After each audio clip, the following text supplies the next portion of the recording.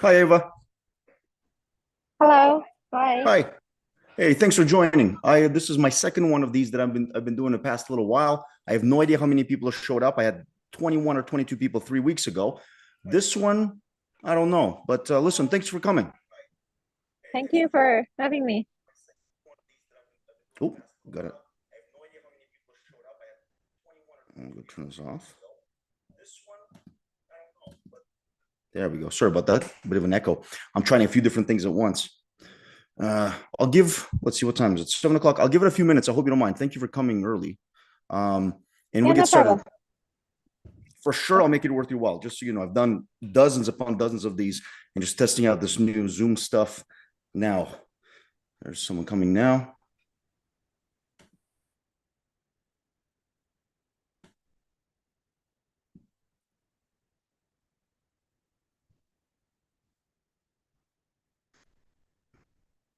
Hi, Deepika.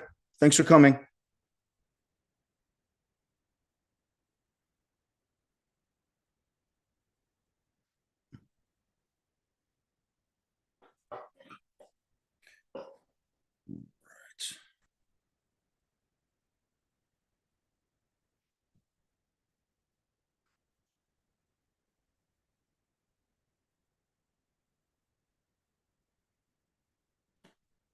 Let's see.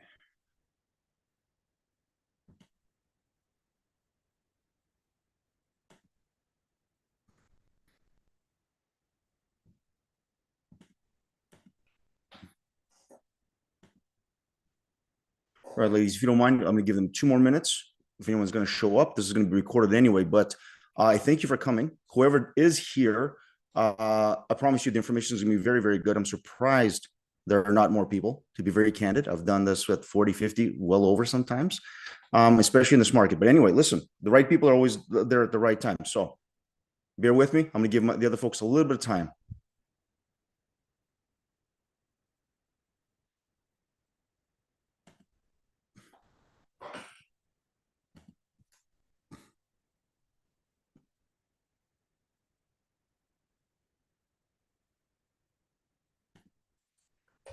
All right.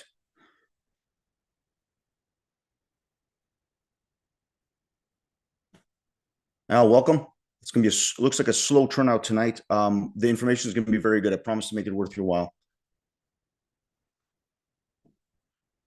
Let me see here. All right.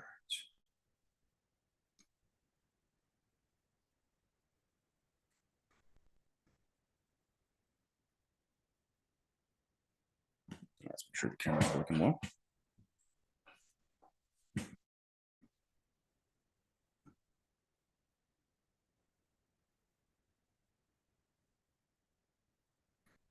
All right.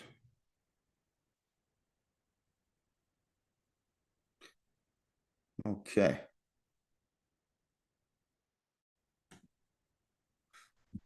I'm going to be respectful of you guys that came on time. In fact, I think one person was early. So as soon as the time runs out, I'm going to get started.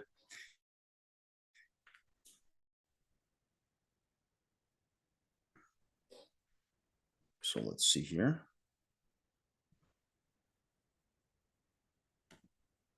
Trying out a couple of things at once here. Doing a YouTube thing, doing this, and this is going to be recorded.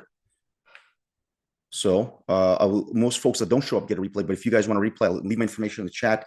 I can forward you the replay as well because the information, again, is going to be very good and very time specific because if you guys don't know, inflation numbers came out just this morning and they were much better than a lot of people anticipated.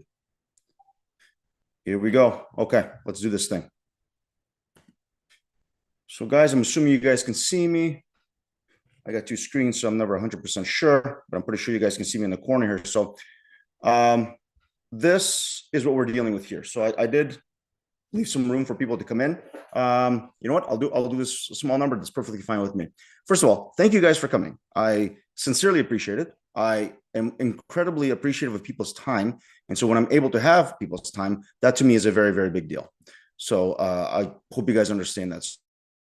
So I'm Andrew, a local realtor. I'll give you a little information about myself here. And yeah, the information is going to be pretty good. You'll probably want to forward this to some folks that you know. Oh, Tony. What's one more person coming in? Okay, so it's always awkward with Zoom. In person, it's a lot different. So, Tony, welcome. Small turnout tonight. I'm not completely surprised. It was kind of an odd marketing effort the past few days. So, I'm going to get started. Tony, we had a few folks here earlier, so I'm going to get started with this. And very good information. So, right off the bat, first of all, people like lists. So, I made a list of four costly mistakes that homebuyers are making right now. And some of them are going to be much shorter than others. However, the information is going to be very good. I don't anticipate you guys will be you can take notes if you like. Again, there is going to be a recording at the end. If you want that, you let me know. I'll give you a chance to have a call with me for your time, totally at your convenience, in terms of specific plans. However, one more person joining here. Okay, I want to get too distracted here. Excellent. Welcome. And as you guys coming in, we're just starting up right now. So, okay, we're going to discuss costly home buyers things. I'm going to go through this. I'll be talking a lot. There's going to be a little Q&A, short Q&A at the end of every section. So you guys, don't have to take in a lot of information. And I'll tell you, you kind of see a pattern developing as I'm going through this. So let's move on. So first of all, like I said, I'm very happy you guys came. And I always ask why you did. Feel free to put it in the chat if you like.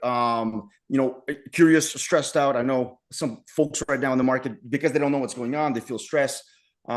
One of the biggies for me personally that I've seen a lot of, especially in this kind of market, is serious but procrastinating. Meaning that somebody would do something, but they're holding off making that big decision. And that's not the best. But that's reality. Some folks, I don't want to be rude, and I'm not insinuating you guys are like this, but some folks just like gathering information and they never take any action with it. Certainly, there's a lot of that going online. I mean, you go on YouTube, there's a million and one different ways of doing different things. Will people end up actually doing anything with the information they get? Who knows? And some people, unfortunately, are waiting for perfection. They're waiting for the perfect housing market to happen. And actually, that's going to be one of the mistakes to a more detailed degree shortly. So, my promise to you, as I mentioned before, I will not waste your time with useless information. I'm not trying to sell you anything other than the fact that the market is in a particular way right now. It's not going to be useless information. This is going to be information that will lead you to a decision, or at least to be able to make a decision. Not only great insight into the market in general, but also I'm going to make a strong case for right now being an incredible time for home buyers. I can make many different cases. I'll stick to some specific pieces of information here. So that's me, who's the handsome, highly caffeinated man. I do like my coffee. I'm in sales. It's one of the things there. I'm Andrew Shevtsov. I've been a realtor since 2012. But what, 13, 14 years at this point. I've always been full-time and always seeking to help. I've been helping people since the very beginning. Up until, and then as time went on, obviously I understood more and more about the market. So I'm multiple award winner. The only reason I mentioned that any of that, consisting of the top 4 to 10% of the Toronto real estate board, the only reason you should care at all is somebody has to be good at something by doing something consistently. So if you do something on a consistent basis, inevitably you'll get good at it and you'll understand it more and more. That's why you should know if a realtor has actually done business or consistent business on a regular basis. So there's that. I started seminars, I think maybe around 2016, 2015, something like that. And quite often they were first-time home buyers, but they were investors and sellers. And the reason I mention that is obviously I've done a lot of these, usually to much larger crowds. Let me move forward here.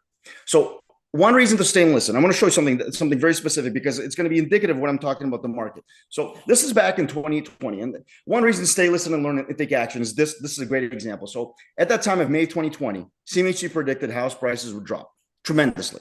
The housing market will feel the effect of COVID-19 and it's going to be cooling. A lot of the other corporations, a lot of the other groups were saying this stuff. And realtors on the ground were saying, no, actually quite the opposite. I was saying this. This is me talking about the April market in my May video, which I did send out only to my clients. So I had very few views on this one. And I was telling, listen, guys, anyone who would listen, the market is strong. There's a strong possibility this market is going to go nuts. So if you're a buyer, you really, really, really need to get into the market. Now, admittedly, not a lot of people listened. We had only a few sales at April and then into May, and then things got really, really wild. So why I wanted to mention that is this is another example. This is the next video that I did in the next month.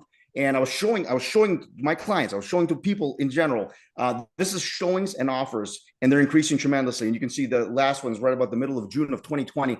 That's when things really, really began to skyrocket. So why I mention that to you at all is perhaps that's enough to give me a few minutes of your time. I'll try not to take too much. because I think the market is in a position right now that people really need to know and take advantage of. And it hurts me because I know getting into the market in general or getting something in the market, it's hard. It's hard sometimes because the market is not always buyer friendly like it is right now. So almost done with this. This is the actual graph. I'm trying to make a point here. That's the market collapse that people are talking about. If you look over that circle, that's not a collapse. A collapse goes downward, not upward. So that's just an example of how absolutely wrong so many people, including many in politics and many that actually have a lot of work on the policies here, they're incredibly wrong. And it's worthwhile being on the ground and listening to a realtor who actually does the business in terms of what's going to happen in the market. That's just a little something. Hopefully that's enough for you guys to stay at least just for a little bit. This is a couple of notes from first-time home buyers, just as a testimonial. So again, so I'm actually not wasting your time. The first one is about two sisters that purchased a condo. I'll talk about it a little bit later. It was their first time purchase, but they actually didn't move into it. They purchased it as an investment property. We're going to talk about that. The other one, of course, is the first house. And the last line I absolutely love, which is what I always included, is I don't think we would have made a house purchase without him. I don't push and I don't obligate anyone to anything. However, I provide the kind of information that people sometimes go, okay, this makes sense. We need to act on it, which I hope you guys actually will do even tonight or later this week, this month, whatever, soon. So these are not first-time home buyers. These are repeat. And the whole purpose of this, just to give you a little bit back on myself, knowledgeable, understanding, both important. And of course, getting the deal done is something that I'm very proud of myself doing. And both buying and selling. And that's going to be important because when you talk about buying and selling, because this isn't a specifically first-time home buyer seminar. This is a buyer seminar in general, which includes people who also might need to sell. And being extremely helpful, kind of part of the name of Ask Andrew the Realtor. That's kind of the gist. Okay. So have I given you at least enough information, at least about myself, the fact that I was particularly right on several different occasions, including that one where the CMHC was particularly wrong, and a lot of people really missed out on the market. So hopefully you'll hear me out as I explain the amazing opportunity in the current market. And that's the whole reason I'm doing this seminar, because why do I do these seminars? This is actually the last in-person seminar that myself and my buddy Joe, who's a mortgage broker, did. This is February of 2020. The next month, you might remember when we started the 2 weeks to stop the spread, and then that went on for a while. So this is the last one. This is in person. Now, obviously, this is way more numbers. How many do I have today? Oh, I got a few of you. Okay, fabulous. Which I appreciate again. But this is the kind of stuff, and this is in person, right? People have to drive there and park and all this other stuff. So this was a buyer seminar / investor seminar as well. So wanted to mention that I've been doing this for a while. Again, this is 2020. We did them long before that. Why do I do this? Early in my career, the first few years, I noticed that people looking to purchase property or upsize or invest or do anything, they often kept making the same mistakes. They thought the wrong things and they did the wrong things. The same stuff over and over and over again, year after year. Eventually, I began to catch on. The housing market information provided by the media online and such as it's often exaggerated. You guys know if you're on social media, everything's clickbait. So it's clickbaity just to get your interest. It's usually negative because negative gets more clicks. It's out of date.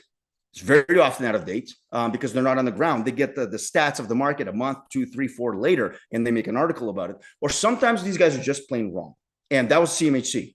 They were just wrong. Their forecast was wrong. It was based on, I don't know what it was based on, frankly, because I don't know how they made the mistake. And it's happened before. So I personally, and through my clients, seen the difficulty in buying in a tough market. I know that quite often, more often than not, the GTA housing market is harder for the buyer, easier for the seller. That's kind of the reality of GTA market. When that changes, I try to do seminars like this. I try to get this information out to people because sincerely, this isn't just me trying to sell homes. I mean, obviously that's what I do for a living, but sincerely, people need to know this, need to know when that opportunity looks like and when it is. So when I see amazing opportunity, an incredibly friendly market, I tell people, tell my clients, and tell you guys, and that's why I got you on here, which I appreciate your time. So what are we doing this evening? So this is what we're going to do. Whoops, too soon. We're going to learn. We're going to learn, which is good. Learning is good. I don't expect you to memorize all this stuff, take a huge amount of notes. Don't. There's a reason why I'm giving you the information. The intent of the information is to encourage action. That's it. I want to push you in the right direction with truth, not my opinion. If you're a note taker, obviously feel free. My wife is. I'm not so much. And there will be a replay of this video sent out to everyone, which is good. And if you really want it, let me know. Sometimes they don't get sent out to the people who actually came to the seminar, which isn't fair. So I'll make sure you get it. There'll be a short time of Q&A after each section. We're going to go to the 4 mistakes. After each section, quick Q&A. At the end, you got me. I'll stay as long as you guys need me to stay to answer questions. I know there's only a few of you, but I've had small turnouts way in the past, 10, 12 people, and I'm there for an extra hour. That's fine. I'll consistently add a link to the chat, and I'm going to do it right now just so you guys see what it looks like. And I have to work without a mouse here, so forgive me. I'm doing a little bit slowly. So this is not me just self-serving. Of course, it helps me, but this is just a link right here. It's in the chat. This is a link to my book a call with me. It's no obligation, no pressure. I did 3 weeks ago. I did one of these for first-time homebuyers specifically. I had a turnout of 21 people, 43 registered, about 21 people showed up. I had 5 or 6 booked calls. That's not because I sold 5 or 6 homes. No. These are human beings with whom I wanted to talk. I wanted to put them in the right direction. And one person specifically, I remember just a few days ago, she said, Andrew, thank you. You really encouraged me. I thought this was years and years in the future. I think within a year or 2, we can actually do this, which is the point. I want to encourage you guys as well. So moving on, don't want to sound too soft, but listen, that's the reality. Add this link, so anytime you can click on this link, book a call with me sometime in the next few days. I try to keep it only within a week or 2 because I want people to take action, not just get information 2 weeks from now. Again, there's no obligation, as I mentioned, and if it makes sense for us to work together at some point in time, be it on the call, after the call, whatever, that's fine. Okay, I'll still help as best I can, regardless of what you guys do. So here's the thing. Here's the first mistake, and this is not entirely your fault. So I'm not going to be too hard on you guys or buyers in general. Remember, I'm talking to buyers in general as well. And that's not knowing the market and forgetting what opportunity looks like. That's easy to forget because television, articles, magazines, news articles, online, social media, the whole spiel. So this is something that I did a little while ago. This is for one of my market updates. I do one every month on YouTube. So what happened here is this actually is a legit article, but this picture came up because people kept putting out housing shortage, because we kept hearing that. Notice you don't hear that as often now. It was more so in the beginning of the year, and last year you don't hear it as often.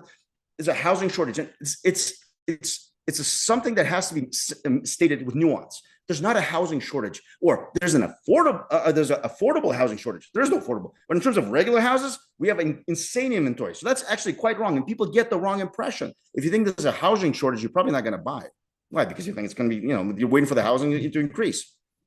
This is something that's indicative of the media. I don't want to pick on the Toronto Star specifically, but this is really funny. I did this a couple of months ago in one of my market updates. So this is an article about condo sales plummeting. They love plummeting, bubble bursting, crashing, these words, because they get interest. They get clicks online.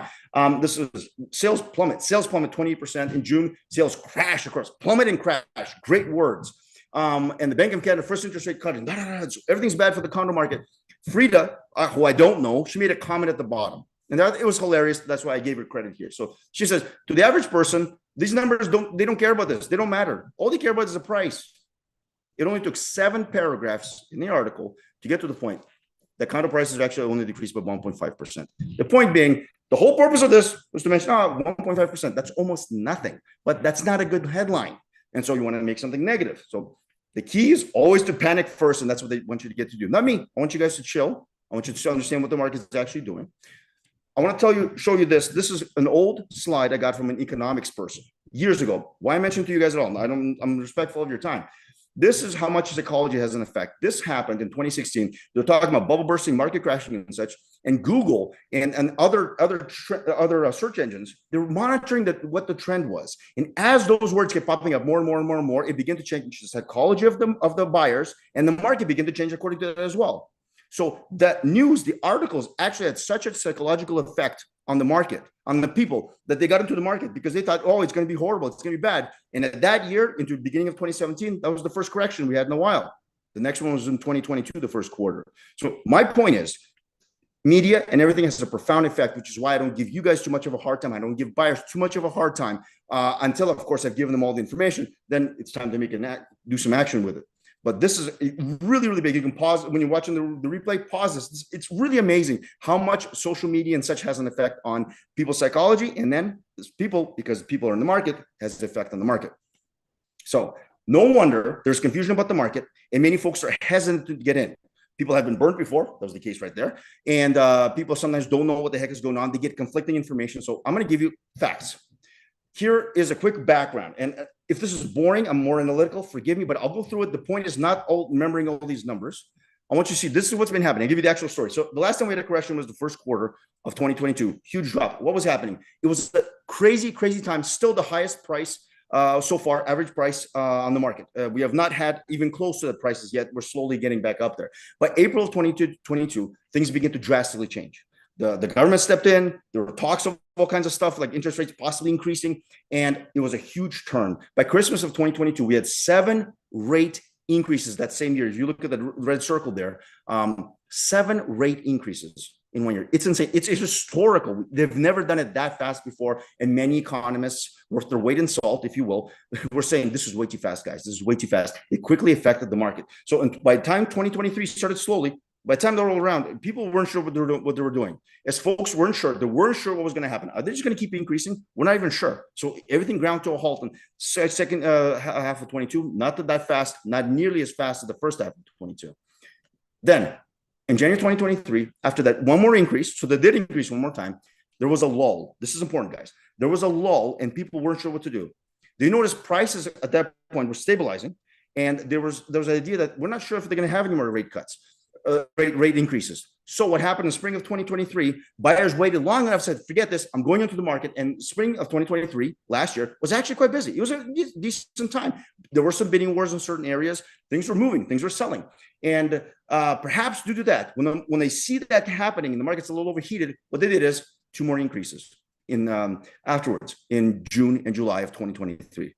At that point, I really wish you guys would have been on a webinar like this in July and August of 2023 last year, because the second half of 23 was incredibly slow.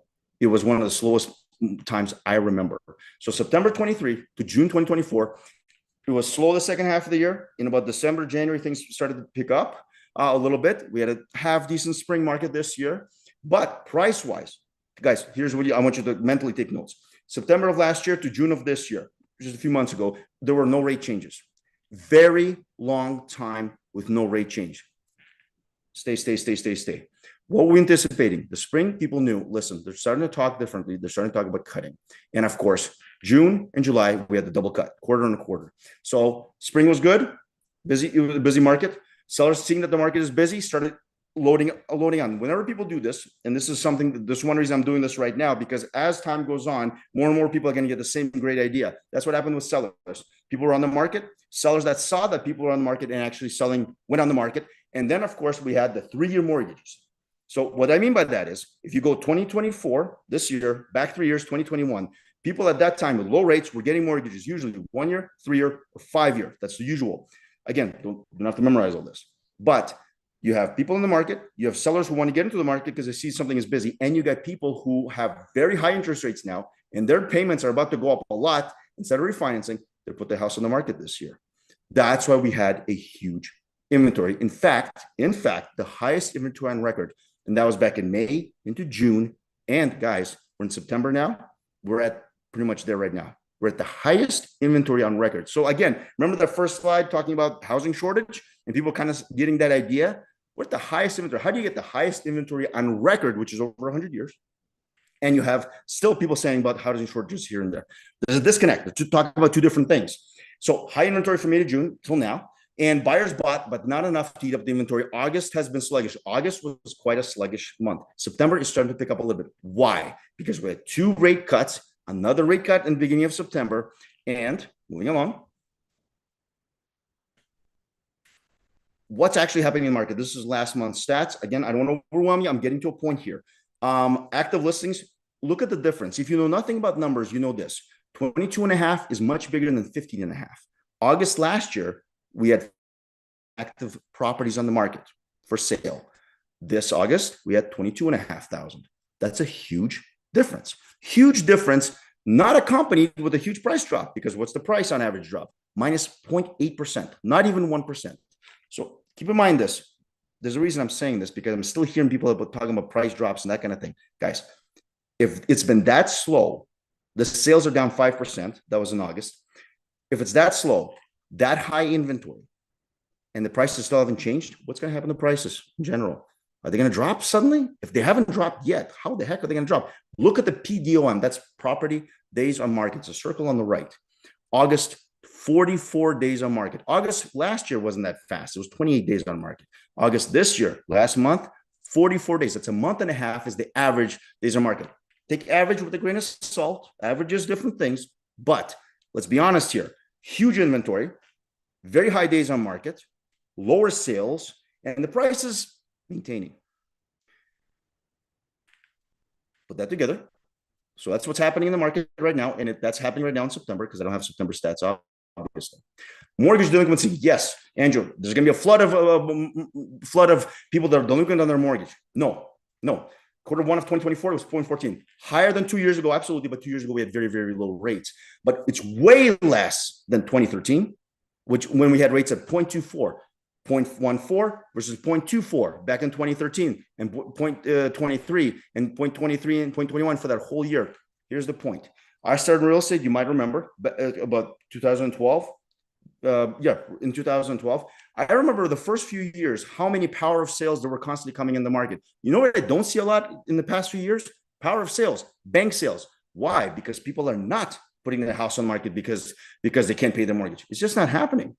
So delinquency in Toronto is actually not that much. In fact, it's often lower than Ontario. That's public knowledge. You can find it on CMHC delinquency rates online. By the way, if you get on a call with me, I can give you the link, whatever, if it helps you, if you're the kind of person who wants to see these stats. But that's actually it. That's interesting, which is actually, I'm happy because people are keeping their homes. God bless them. Fantastic. The rest of the GTA has not been that much different over the past year. So this is kind of a pattern. Some cities, Oshawa is a little bit higher, but it's still generally not that high of a number in terms of delinquency, not paying their mortgage off. So that's not going to happen. Okay, inflation rates. This is big, guys, and I really appreciate you guys being on here. This alone is kind of worth the time. It's free, but it's worth your time. August, just this morning, we received the news. 2% is what the inflation is. So you can see up top with the blue circle there. So that's a huge drop. I was admittedly predicting a drop, but I wasn't predicting that much. I thought 0.2, 0.3 maybe.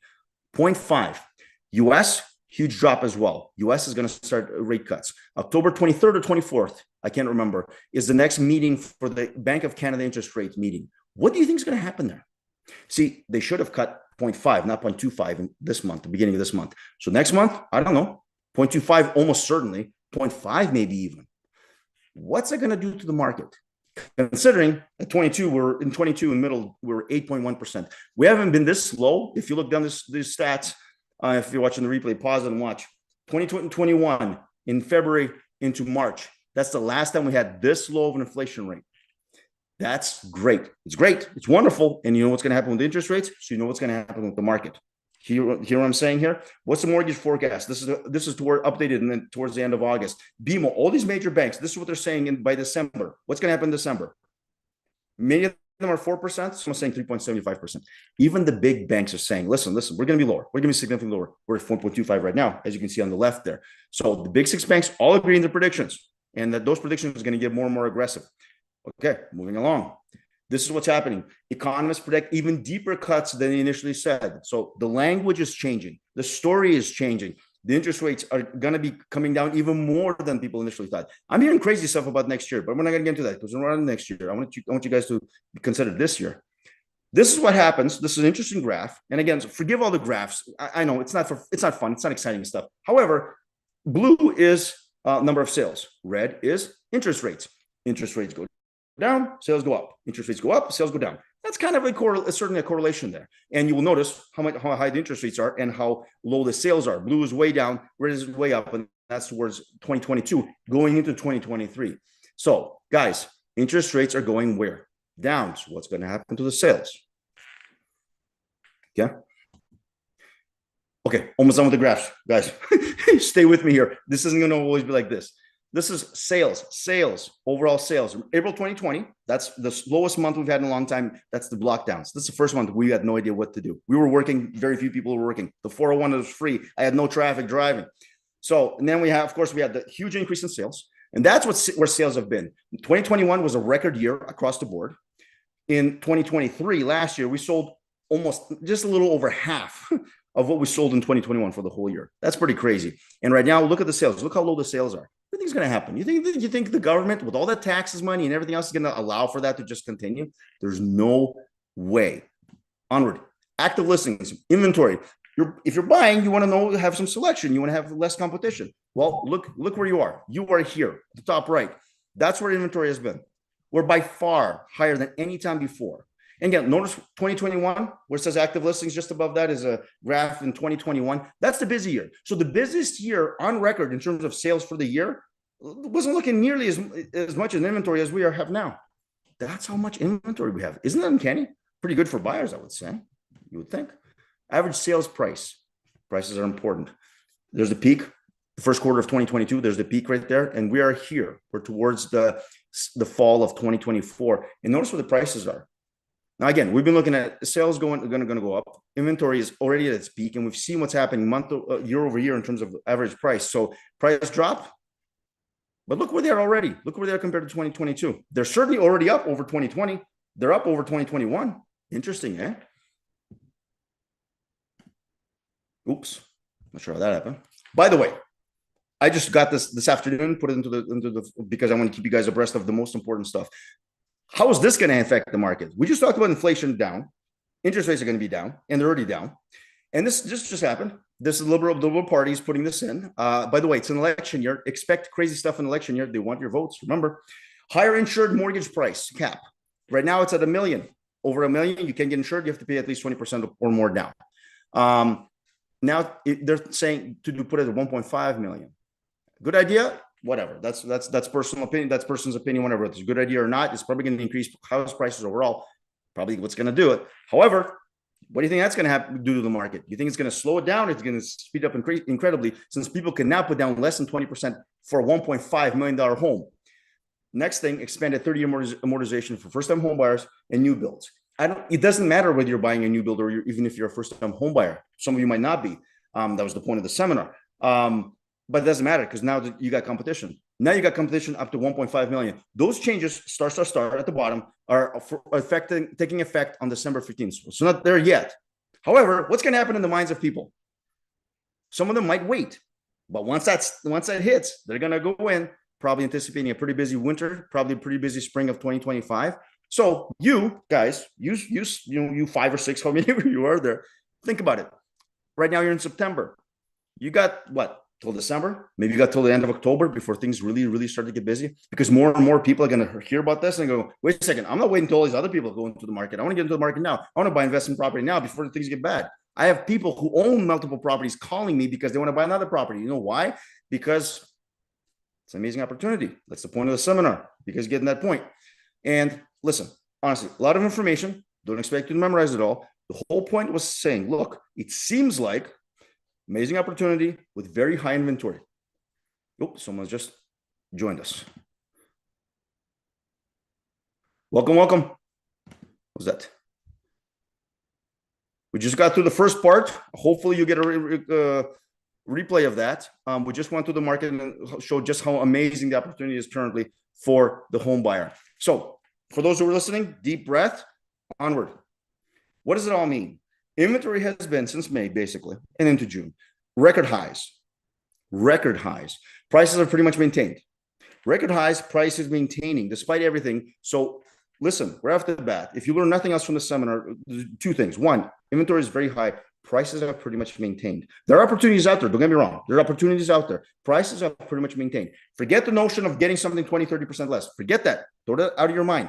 Throw it out of your memory whatsoever. However, keep in your memory that huge inventory. You got a lot of opportunity right now. This can't last for long. I give you numerous reasons why this simply cannot last for long. The government, people who make money off of sales, taxes and all this stuff, this can't continue to last. That's why inflation is low. They have no reason to keep the interest rates any higher. They're going to come down again. And what's going to happen, especially with the new rules coming at December 15th, market's going to go busy. Crazy? I don't think so. The inventory is too high to be crazy, but it's going to get much busier and much harder for buyers, especially in terms of price. They got to go up at some point in time. So, sincere question: will the prices go down or up? What do you think? You feel free to put it in the chat or just kind of answer it in your own mind. I don't want to get you guys too involved here. But what do you think is going to happen with the prices? What has happened so far? Will the inventory stay this huge at record high for very long? What do you think? In the GTA, will the demand remain somewhat lower? Will your competition, start picking up? Sincere question. Like, what do you guys think will happen? And again, this isn't to guilt or anything. This is like, I'm showing you guys an amazing opportunity. It gets me excited because, if I have people out there buying, this is what they need to hear. So one thing I love, it's a business quote. It's more for business specifically, but it's this. Thomas Edison says, opportunity is missed by most people because it's dressed in overalls and looks like work. Now that's more in terms of business and stuff, because opportunity looks like you have to actually work for it. People go, no, it should just happen to me magically. For home buyers in the GTA, for a lot of people in GTA, they think that opportunity looks like 20, 30% lower, lots of inventory. I get my pick of the litter and I'm paying 20, 30% less on low rates. and I get a cake afterwards. It's not reality. Opportunity looks like now. Okay. Quick Q&A, guys. Anybody have any questions, feel free to unmute yourself, put it yourself in the chat. I will ever so gracefully put in my little link here. Again, I'm just going to do it regularly. Again, no pressure. I've had very nice conversations with folks off webinars, even, well, last one was bigger than this. It's everyone's situation specific, and we're going to get into very big specifics shortly. Love to chat. I love to help. I'm really looking forward to working with buyers right now. I've had several sellers. I've talked in the past 2 weeks with lots of my colleagues, some of whom you might have actually heard of if you're out in the market at all. They're famous people. They do a lot of business, and I know them. They're good people, and they have lots of listings, myself included. I have a couple right now, and showings are not like what they used to be. They're starting to pick up a little bit, but they're not what it used to be. I had colleagues telling me over the summer that they had homes where they didn't have a showing for a full month. Now, as an example, one of you guys on the call right now, on this Zoom webinar right now, what if one of you guys came in with an offer, a little below asking, normal offer, you're not trying to gouge them, you're not trying to rip them off. What do you think? They'll love you. What closing do you want? Take it. There's a little flexibility. Condition, inspection, no problem. Go right ahead. You get an amazing deal. You have all this inventory to choose from. And unless you're looking for a very specific luxury, something I can address later, you really have your pick of what you want. So you guys, no questions? Everyone's good? It's very normal. It's a little too soon for questions sometimes, but I still want to give you guys a chance. Okay. Moving along. Hey, Andrew, I just had a question. I wanted to ask that you mentioned 20% down payment for houses that or homes that are above 1.5 million, right? If it's like lower than 1 million, then can it be lower than 20%? Yeah, I think the idea is, I haven't seen the specific details, but what it looks like right now, it's 5% up to 500,000 minimum, 10% over everything from 500,000 to 999. And then at $1 million plus, you have to put down 20%. What they're talking about doing, and it seems like they're going to do it, but there may be some pushback. Depends if there's an election, that kind of thing. I think they're trying to get people's votes, to be honest with you. What they're saying with this is, it goes now from not $1 million, after which you have to pay 20%, but to $1.5 million. So how they're going to structure it, I don't know. It may be 5% up to 500,000, 10% up to 1.5 million. Maybe it'll change a little bit. But the point is, they're making it easier, at least they're trying to, with this specific thing. The details of it, I haven't seen, because it literally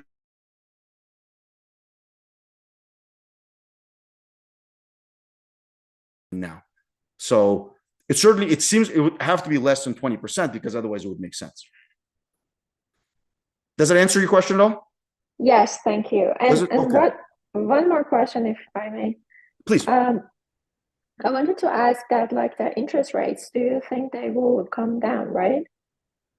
Yeah, I see no reason at this point that they won't come down. Smart people, smarter than I, were saying they should have come down 0.5 in the beginning of this month. So yes, undoubtedly they'll come down. Inflation's down 0.5. That's the biggest drop I've seen in a very long time. And I follow this because I'm a market nerd. I do think they're going to come down. Banks think this is going to come down. You saw the slide with the six banks and the lenders and everyone saying, mortgage guys are saying that. So I would not be surprised if we have at least one cut, probably 0.25 or 0.5. If it's going to be 0.25, don't be surprised if they cut another 0.25 to get down to 3.75 by the end of the year. Next year, I've heard everything. Some people think it's going to go down to close to 3. So I've heard people say under 3 in the next 2 years. I don't know how true that is. I can't think that far ahead. I'm not an economist, but for sure they're going to come down. And again, if you're going to do something, hopefully, this year, remember, rate changes, your rate changes as well, because it takes time to close, and any lender worth his weight in salt is going to give you the better rate because they want to keep you as a customer. So for sure, I think you can take my word for it. At least you can quote me. I think they're going to come down probably in October. Cool. Thank you. Thank you very much. My pleasure, Ava. Thanks for the question. And that's a good question, because undoubtedly the rest of the folks probably think it's something similar. So, all right, guys, we're moving along, and I appreciate that. Okay.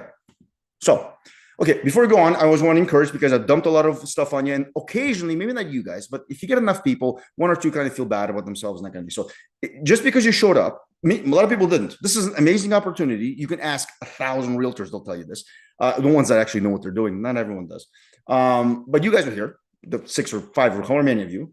If you just assume that the media is right, your friend or whoever, especially the pessimistic uncle, somebody who always says you wait for the market to crash because they've been renting for 20 years and waiting for that right time.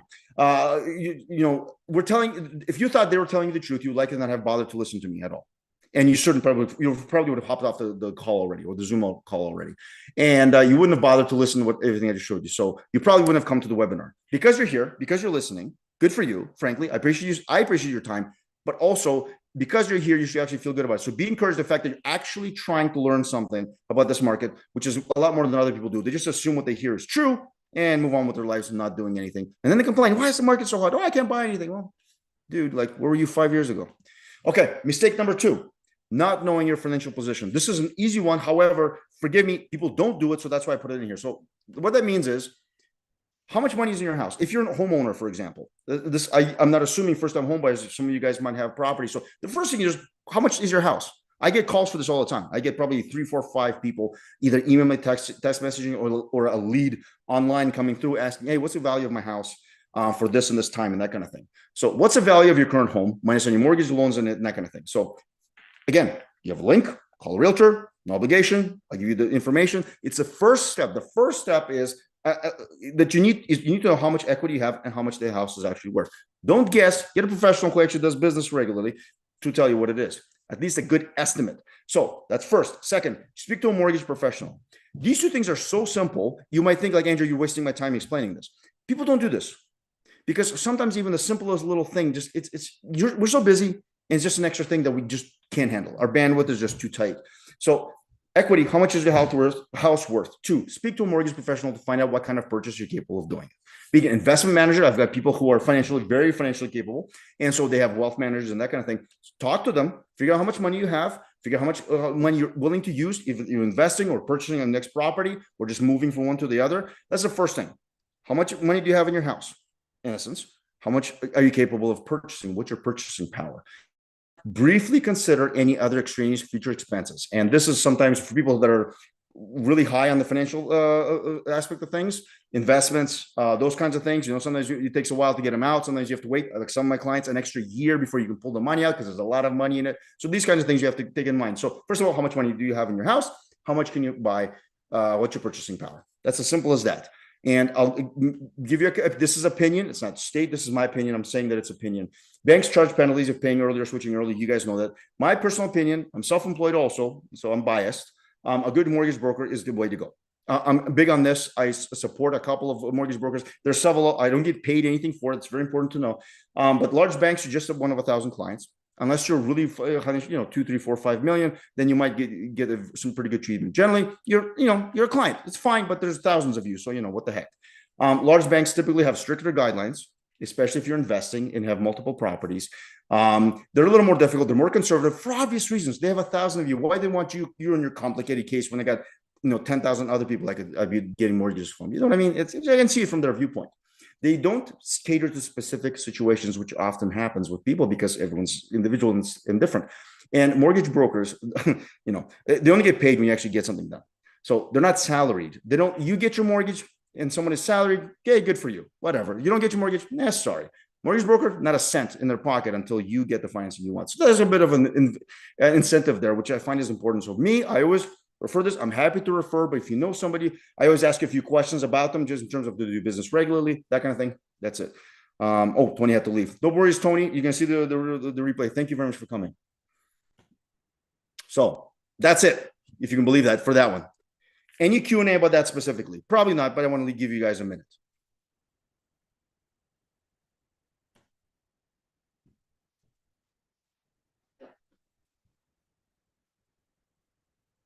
Personal note, financing is one thing that I am very, very careful with. You guys should be as well.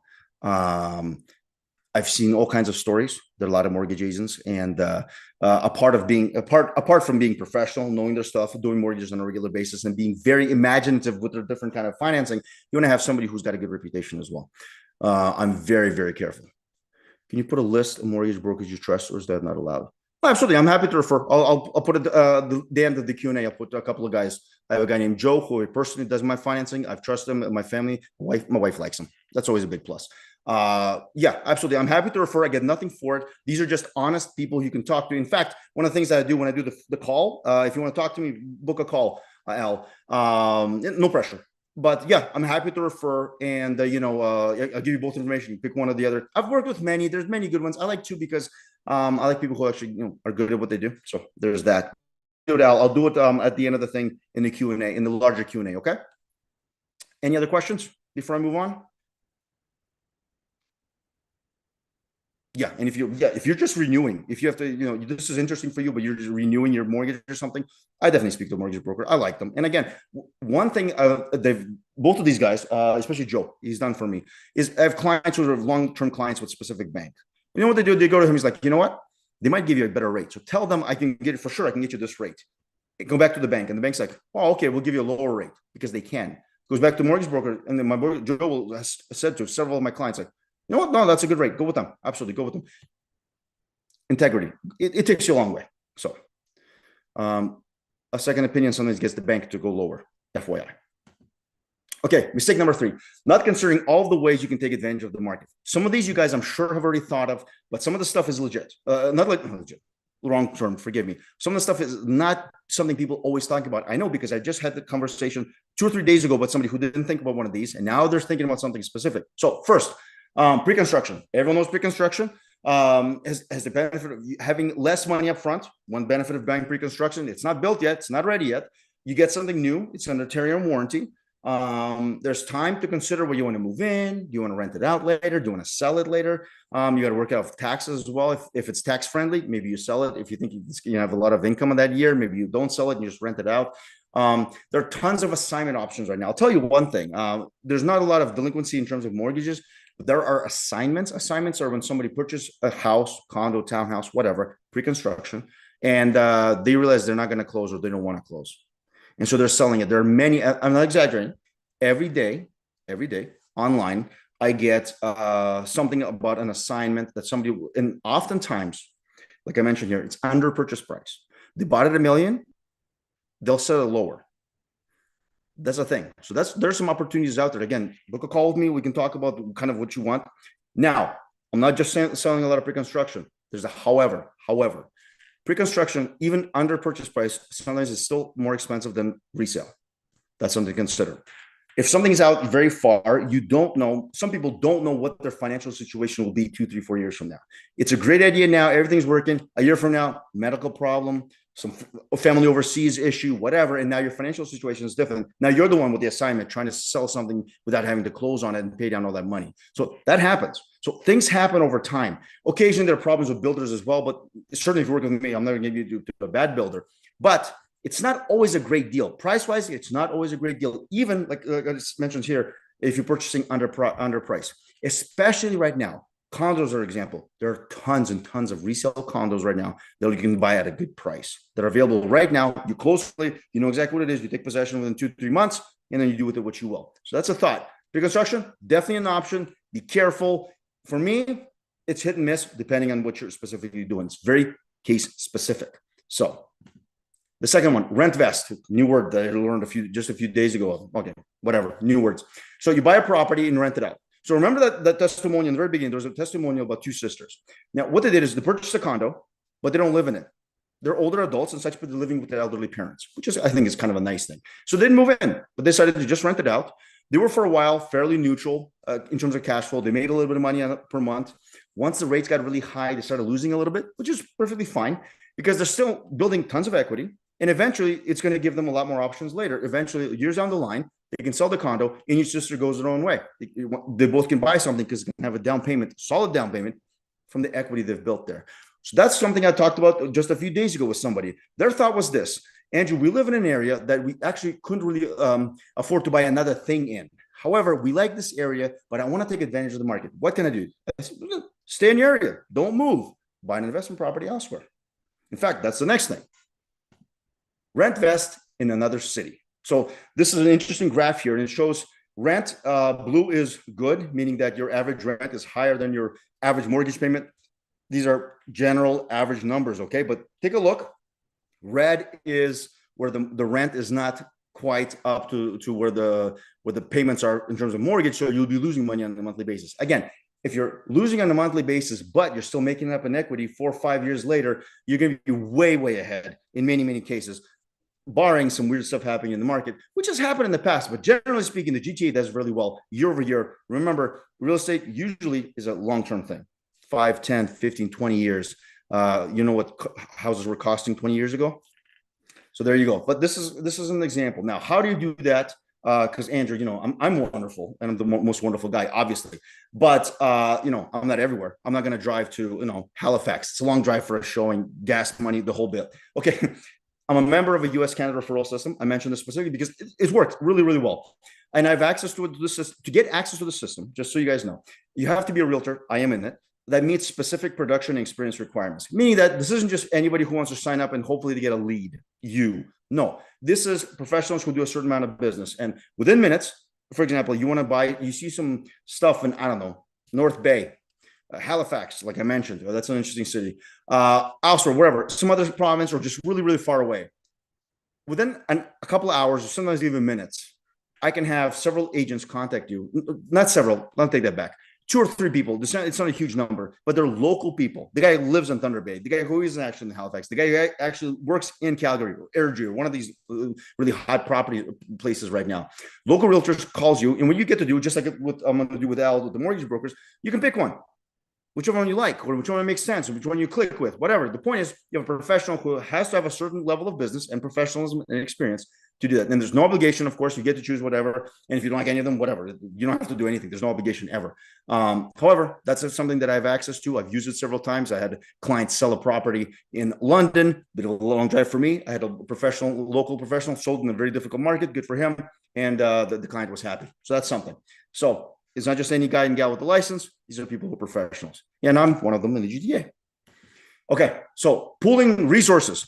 This is me in Toronto Star. 2023, I was in the Toronto Star twice, once for a fixer-upper, a rough place, still working on that one. And this one, specifically, why? Because the author, Caroline, I believe her name is, she liked this idea. These are 3 people got together. This was 2 first-time homebuyers, 1 resale buyer. He sold the property with me as a divorce, unfortunately. But the point being, 3 adults got together, they're friends, and they bought a property together. Now, this is a very real thing. People do this, and they pull together for investment property.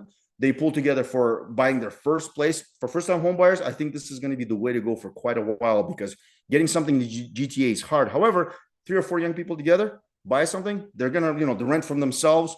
And eventually, of course, as they build equity, people pull out and do other things. The key to this is, and this is really important, if you consider this is what you want to do.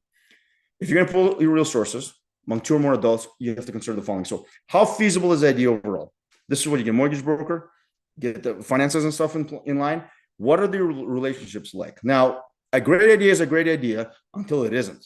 And so you have to know who it is that you're actually going to buy with. And I ask people this really sincerely, and give them time to think about it. Is the idea financially feasible? Doesn't even make sense at all. This is where you need a mortgage agent, mortgage broker. If everything looks good, you consult a lawyer in regards to ownership, portions, ownership, and everything else. Here's the key, and I'm sure you guys have thought of this. I'll just say it out loud anyway. Get it in writing, get it done before you make the decisions. So make sure everything's agreed to, ideally in writing, by everyone involved prior to actually firming anything up. Why? 2 years down the line, plans change. I want to pull out my money. I want to sell my share. How much is my share? No, I thought it was more. Everything's on paper. There are no surprises. Whatever decisions are made, we know what the steps are after that decision, because they're on paper, but done by a lawyer. Very smart. Great idea. You just have to do it right, and plan in advance for anything that changes afterwards in terms of ownership. So great idea. Okay. Those are the biggies. And obviously there's the sell and buy, but I figured you guys already thought of that one. So any questions about any of that specifically?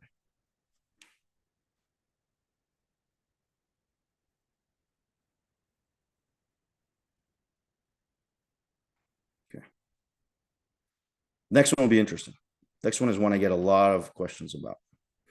And a lot of people get scared, don't do anything. Nobody? Okay, cool.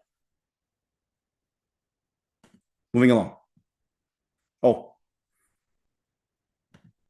put my little spiel here because just in case, because chat sometimes moves up and down. Again, I'm not trying to be too self-serving. This is what I do. Okay. Mistake number 4, the final big mistake. Being scared of the dilemma. What's the dilemma? The dilemma, and I got this straight from an article I wrote for a mortgage guy back in COVID times. The dilemma is this. For homeowners, if you're a first-time home buyer, I don't know if anyone's on here, then a chance to ask all of you guys, but consider this for later purposes because a lot of this will still apply to you if you're just buying. But if you're buying and selling, this is big. We're assuming a couple things before we even get to the answers to this. We're assuming that you know your financial situation. We talked about this, how much equity and purchasing power you have. So that's the first conversation that ideally you and I would have.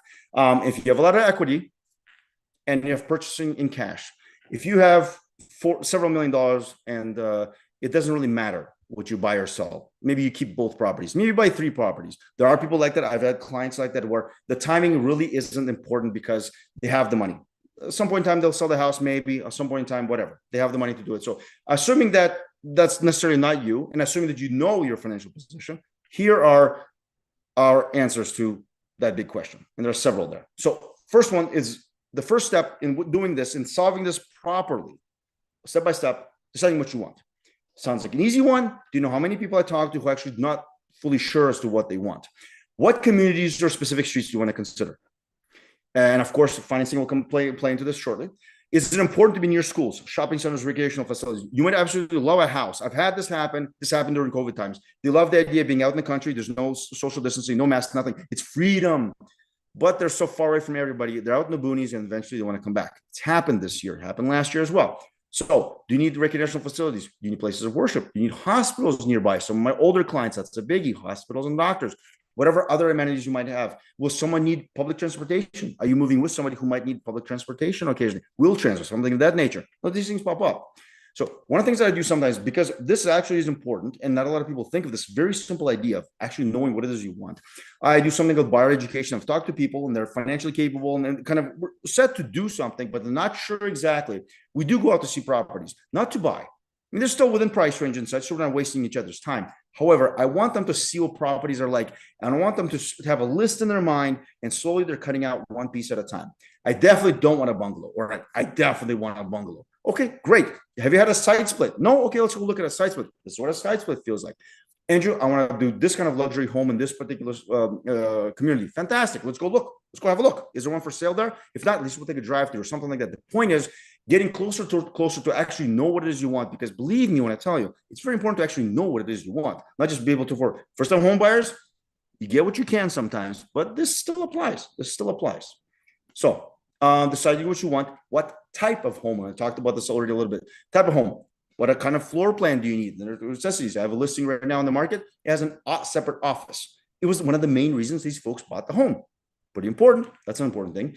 You may also want to consider your ideal lot size. You know, are you a person who likes to garden? Those kind of things. You know, what kind of size do you want? How much space do you have? Maybe you're the kind of person who really values their privacy. Lot size is a big deal. Large homes with large yards also require maintenance. Are you a kind of person who's been predominantly condo or townhome? Maybe you could be a wealthy person with several different condos in different places. Maybe you've never had a big yard, and in your mind, you want 10 acres, you want a beautiful house. Well, who's going to maintain all that? You need a gardener. You need somebody to do the tree work. I mean, you might have a whole staff of people. So, or you're the one doing it on the John Deere. So the point is, that's something to consider when you're thinking about property specifically. So deciding what you want, what are the must-have and deal breakers? These are big. How many times I've seen deal breakers that aren't actually deal breakers? So this is important. And in this aspect, one of the things that really, really helps is actually going out to see what's happening. Actually see properties. Here's why. You think some things are a deal breaker, you find out they're not. You have to have a certain size house. You see a house that's a little bit smaller, but the floor plan is gorgeous. Everything is perfect. Like, honey, it's okay. I don't need this other extra room. It's fine. This is perfect. What do you want? What do you have to have in your home? What do you absolutely not want in the home? I want no pool, no carpets, no stairs, a specific kind of basement, specific kind of yard, whatever. Or what do you not want? I have folks who say, I don't want any grass. Andrew, I don't want to do any work. Fine, fantastic. Get some interlock brick, concrete, whatever. Everything's changeable, but those are things you want to consider. Okay, step 2. Get a feel for what the market is like. And I just talked about this in terms of going out and actually seeing the properties themselves. But this is the market in general. So is the market in general balanced? Is it seller friendly like it usually is, or is it more buyer friendly? Right now, definitely more buyer friendly, almost across the board. Almost across the board. Do you know how to tell? Well, you tell by knowing what the numbers are. Mostly it's supply and demand. I've explained a lot of that in the beginning. If anyone came a little bit late, that's fine. You'll see it in the replay. So I do know, and I know how to use all those stats, specifically information given there, to give you a very good idea where the market is. I hope I made a case for why right now is actually particularly buyer-friendly market, huge inventory, prices pretty much maintaining, and sellers who are really, really, really wanting to sell you their property. So step 2, get a feel for what the market is like in your specific area of interest. Where do you want to buy? What's the market like there? So you know what the market is like in general. Now we're narrowing it down. The place where you're buying, you're going to be buying the house. How fast are homes they're selling? Are they selling very fast? Are they selling at all? And what type of home are you? What about the type of home specifically you're looking for? There's some areas where some homes are going very, very quickly. Parts of Scarborough, a good example. Parts of Scarborough where bungalows will go really fast. You don't have a bungalow? Well, suddenly sits on the market. Okay. How long are the usual typical closing timelines? Oh, sorry, a bit of a typo there. Timelines, closing timelines. How long do things stay on the market? How long do people usually want? That's a thing you want to know. Why? Because we're trying to figure out if you want to buy first or sell first. And knowing days on market, I showed you last month, 44 days on market was the average. Knowing days on market for the area specifically, which I can find out, is definitely of some help. Big help, actually. So what is the market like in your area? So you find out general market, you're finding out what the market is like where you're purchasing. Next, you want to find out what's the market like in your specific area. All the same questions. Do homes in your area, on your street, tend to sit on the market for a while? Are they selling fast? Is your type of home the kind that tends to sell fast or tends to sell slowly? Or if you had nothing, we got to go further out a little bit for comparables. So the point is, you want to know what's going to happen to your home if it hits the market. It's very, very important. So how fast can your home be ready for sale? This is the other biggie. So we've established what the market is like in general, what the market is like where you're going, what the market is like in your area. Now, your actual house, your specific house, how close is it to being ready? I've had folks get ready, a 3,000 plus square foot house in under 2 weeks. They work the basement. These guys are amazing. And they're retired, basically. One's still working a little bit. I have another one, which in a similar situation, similar size house, it's been a month and a half. We're still not ready. We know all the necessary information from the area. Now we need to know how long would it take for you to be ready to actually put it on the market. Is it ready in a week, a couple of weeks? Is it a few months? Whatever you do, obviously you want to be in a position where you know exactly how long it will take for you to get to where you are. And of course, for myself, in terms of getting stagers in, photographers, and that kind of thing, all this stuff takes time. In a busy market, it's particularly important. Right now, you have a little bit of flexibility, but still. So the next third step to dealing with the dilemma will show you why knowing this is important. So you have to know the market there, market here, where you are, know how long it takes for you specifically to get ready for to be ready to hit the market, and why. Because you take all that information, everything we just talked about, you combine it all to make a stress-free decision. A, when to buy first. B, when to sell first. Here's what the answers are, generally speaking. Every case is specific, but this is generally speaking. Oops. Buying first. When to buy first.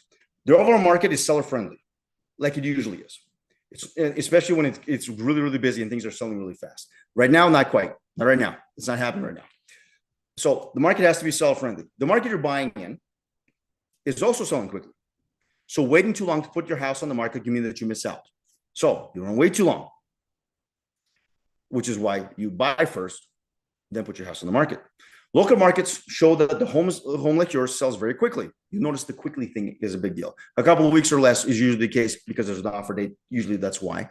Meaning that once you find a home that you love, you get their home purchase and you get the offer accepted, very quickly you can put your house on the market and align the closings accordingly as you like. That's how this works. You buy first if these prerequisites are there.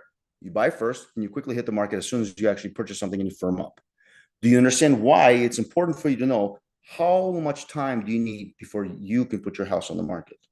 The ideal, what I do with my clients, if this is the case, this isn't the case right now, but say this is the case more in a lot of the other markets that we've had, is I tell them, okay, let's get ready so we can hit the market in a week or two max. Meaning that the house is nice, whatever little renovations you need to do. We talked about that. I give them a full report. Whatever needs to be done that you want to do or don't want to do. The point is, we are within a week or two of actually hitting the market. Then we're free to go look. And as soon as we firm up on a purchase offer, boom, we hit the market within a week or two and align that. That makes things a lot easier and a lot more stress-free because you know kind of what's happening next. As soon as you buy something, you know the next step is going to kick in. Finances are not an issue for you. If that's the case, then it really doesn't matter when you buy first. So if you want to buy first, fantastic. Go look for the perfect house, find it. Whether you sell your house on time or not, it doesn't matter because you have the finances. So that doesn't really count. Most of the time, speed of the market is where it's at. Now, when do you sell first? When you sell first, when the overall market is balanced, or perhaps more buyer friendly, like right now. If you have a property now, it usually makes sense to first sell and then figure out what it is you're going to buy, or start looking as you're selling, but not make a purchase offer until you're firmed up on your sale. So local market where you want to buy shows that homes like the one you like take time to sell. So we're not missing out. You know what I'm saying? Those homes are sitting on the market. You're sitting on the market. So you can sell first as you're looking at different things. As soon as you firm up, you can firm up on the purchase as well. If it looks like it may take a while for you to sell your house, and similar ones took a while to sell. Again, speed is of the essence. If the market is slow in your area, you should definitely consider selling first. And then once you're firmed up, then you can go and purchase. In a market like right now, it's definitely doable because you work it properly, you can sell something, and then now you have a lot of inventory to look to on the purchase side. But there's a caveat. This is a very important caveat I want you guys to realize, because unless you're in the business, you don't see this as often. Psychology. Regardless of all the above, are you the kind of person that would fret and worry if you bought first and your home hasn't sold yet? I know people who don't sleep when this happens. And they talk to me afterwards like, Andrew, we did everything right in terms of numerically. You gave us the numbers, everything was fine. But I got to tell you, I was insanely nervous. I was a worried wreck for a month until we sold the house and everything got firmed up in the end. So if this is you, if that's you psychologically, you have to be honest with yourself. There's nothing wrong with it. If that's the kind of personality you have, I'll double up on the point right here. If you don't feel comfortable of the very relative, again, typo, sweet heavens, my apologies, of the relative uncertainty, it's not really uncertainty because we know what's going to happen because we tested numbers and everything. But if you're uncomfortable not knowing absolutely for sure to the cent what you're getting for your house, then I would strongly consider selling first. Because if nothing else, you have, and we work out plan B and C, exit strategies and that kind of thing. If maybe rent something for a while, if you haven't found something, there's other things you could do, which are not the best, but they're certainly doable and they're normal. But psychologically, if you're the kind of person, the anxious kind of person, which is normal, it happens in this kind of situation, definitely consider selling first. So you have stats, you have everything else, but then you have the human being. And that's important. It's very, very important. So I hope that makes some sense. Quick Q&A.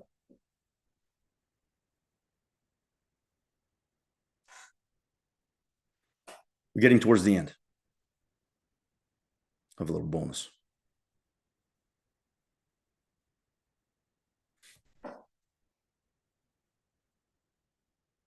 It's a lot of information at once.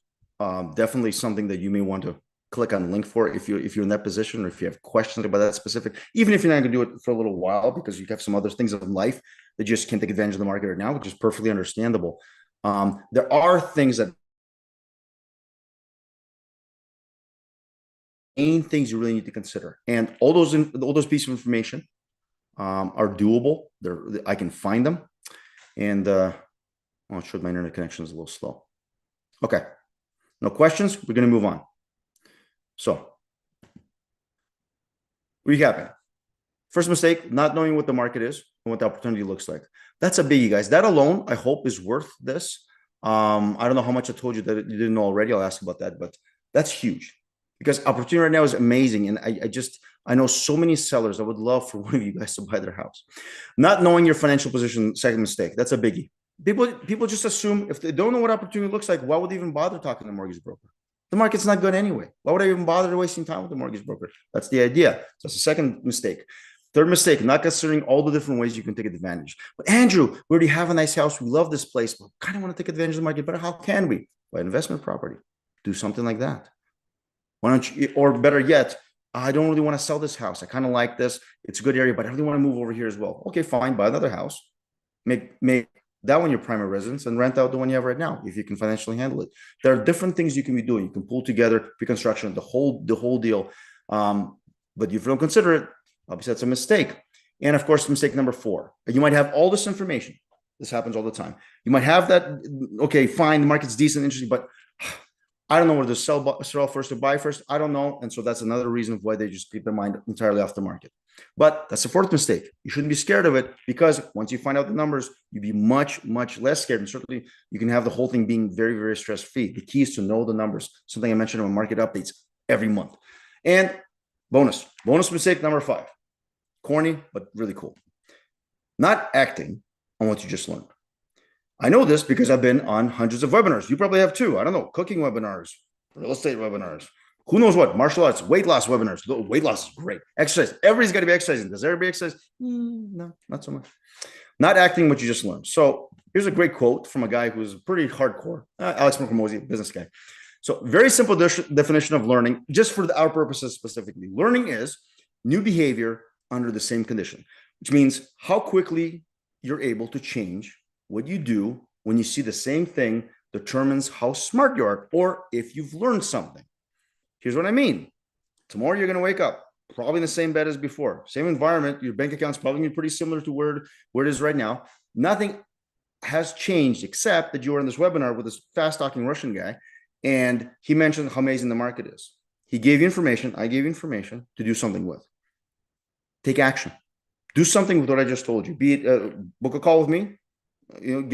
Find out about your specific information, specific situation. Maybe take further steps to find out a little bit more about your own situation, where you want to be. The point is, this information that you got, if there's any way, maybe you're not, maybe you're literally just getting information right now for somebody else or something like that. Maybe you can't take advantage of this market right now. That's cool.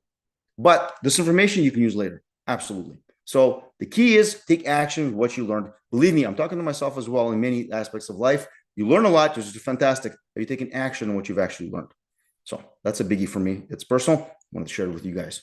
So far, feel free to chat or whatever, or just, I know we have not a lot of people. I don't want to take up too much time, but has your time in this webinar been well spent? Have you learned something, or have you been maybe encouraged in something? I hope that we have. Let me know in the chat if you want to. Okay. Thanks, Al. Appreciate that. Okay. Is it fair to say that what you've learned so far would give you a significant advantage, or at least some advantage in deciding your next steps? I hope that's the case. I really do. And I hope that's a yes, or at least a mental yes for you guys. Okay. I don't know what you knew about the current market. Coming into the webinar right now, I tend to put the information on. I do this on a monthly basis, so it's fresh on my mind. Again, one of the reasons I do this. Good. Ava, awesome. I appreciate you mentioning that. Thank you. Okay. I think what we covered today was valuable to you. So that's clearly the case. So, okay. If you want to take advantage of the current market, find out the next steps of what you want to do in your specific situation. Like I mentioned, again, I'm not trying to plug myself, but this is what I do for a living. Book a call with me. I purposely leave spots open. Again, I was anticipating maybe 20 plus people like last time, which wasn't great. I was actually disappointed in that. This number is obviously much lower, but that's perfectly fine. I'm very happy that you guys came in. I don't mind that whatsoever. Book the call, get with me. Whether we end up working together in some fashion now or later, great. If not, no big deal. I've had seminars in the flesh. 2.5 years later, we do something. And that specific person, as an example, 5 homes. We've bought and sold 5 homes. Whether this happens or not, I'll still make sure to point you in the right direction, even on the call or now, certainly in the Q&A, and that's a promise. So that's something I like doing. I like sending people in the right direction. Okay, so that's the consultation. It looks like this. I mean, if you click on the thing, it's a Calendly, or it's going to be probably my Google Calendar. The point is, times there, fit it in. We've had some great conversations. It's a quick chat. Whatever information I can give you, great. And maybe get you started on the right path sooner than later. So now, guys, again, appreciate your time. I know Tony had to leave early. So Q&A, what do you guys have? If you have any questions for me, please let me know. I'll stay on as long as you guys want.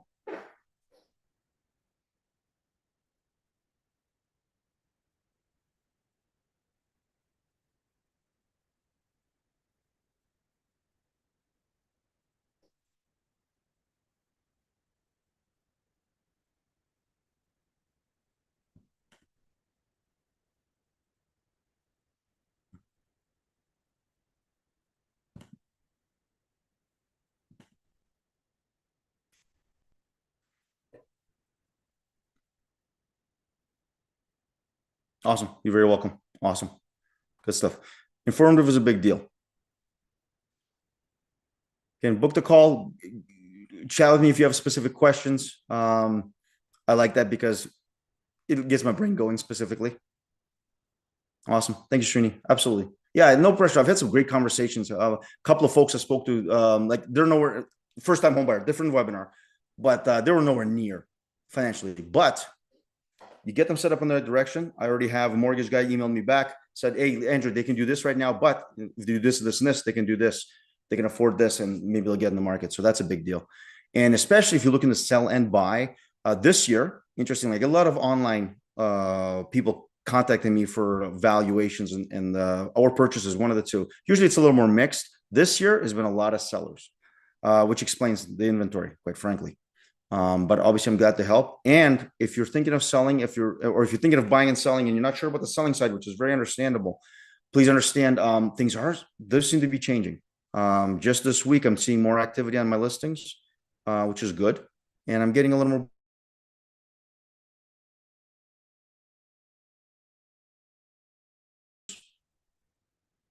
Feel free to unmute.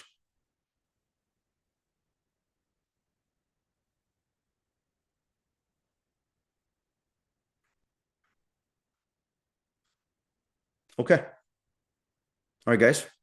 My information is obviously right there as well. Please book a call. Or if you tied up, whatever, you have my info. You probably get a replay of this. Contact me. I guess just me and you, Ava. Ava, have a fantastic evening. I appreciate Thank you. your time. You too. Could you please send that recording, please? I will. As soon as I get the replay, yeah. I don't know if it goes out to people that actually saw the thing, because I think the way the software is set up, they want you to book a call. But that's fine. I'll send you a link for sure. So I'll write that Thank down you right very now. much. Awesome. Ava, you're a champ. Have a great night. Have a good night. Bye. Bye.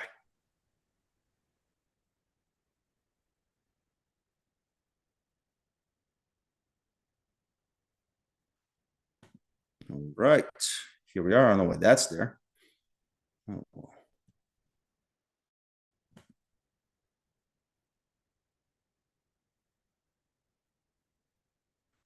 Okay, we're going to stop recording. Those watching this on the replay, thank you so much for your time. I hope you got a lot out of it. Again, book the call. There's links over there. And it'll be in the email and the text you get this with as well. Hi, guys. Have a fantastic day.